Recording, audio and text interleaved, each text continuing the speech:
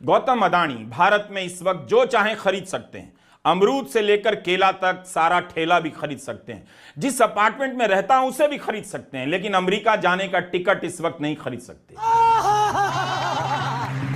आप मेरे जमीर को चोट पहुंचा रहे हैं। तो भैया कुछ सुना? एक बार फिर विश्वगुरु के परम मित्र की धोखाधड़ी और जालसाजी की पोल खुल गई, और अब की बार तो सुनने में आ रहा है कि ये जेल की चक्की तक पीसेंगे। लल्लन भैया, तभी तो मैं सोचूं कि आखिर डबल इंजन वाले कल से इतना क्यों रहे हैं बिलबिला।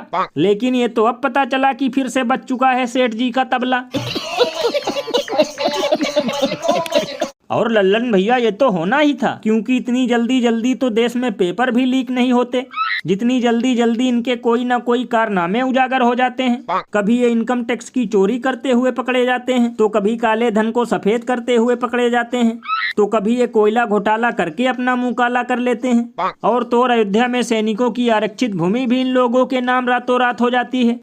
भैया इसीलिए तो लोग घनघोर बेइज्जती करते हुए ये कहते हैं कि वो दिन दूर नहीं जब विश्वगुरु की भी खुल जाएगी धोती, क्योंकि अब परम मित्र खाएंगे अमेरिका में जेल की रोटी। गजब बेइज्जती है। और भैया एक अंदर की बात बताऊं, ये सब देखकर अंधभक्तों के पिछवाड़े में मिर्ची के साथ साथ पाव भर नमक भी लग रहा है, क्योंकि इन ढक्कनों ने ट्रंप को जितवाने के लिए पूजा पाठ आरती यहाँ तक कि हवन और यज्ञ तक कर डाला था। लेकिन फिर भी उसने इनके पोपो के परम मित्र को बिना वॉशिंग मशीन में धोए जेल में पहुँचाने का प्रोग्राम बना लिया। ये बिल्कुल सही कहा आपने। वैसे भैया देखना, कुछ दिनों बाद इन बेचारों को बर्नौल की भी आवश्यकता पड़ेगी, क्योंकि इस पर भी ध्रुव राठी 1 घंटे की वीडियो बनाएंगे और अडानी के साथ साथ डंकापति की भी लंका लगाएंगे।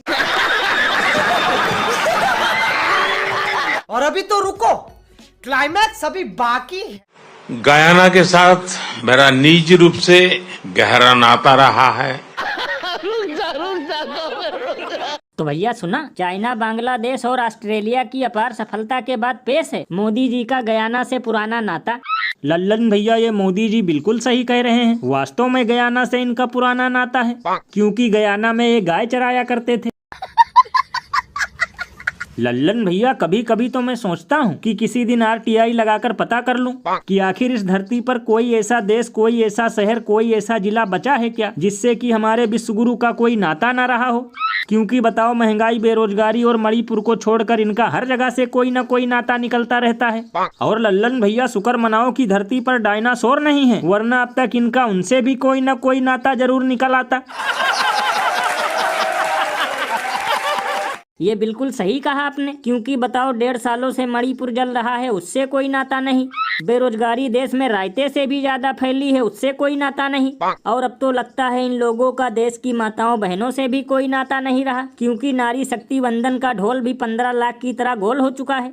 लल्लन भैया, इसीलिए तो लोग घनघोर बेइज्जती करते हुए ये कहते हैं कि झूठा है इनका वादा, झूठा है इनका बिलाप, और उल्लू बनाने में तो ये लोग हैं उल्लुओं के भी बाप।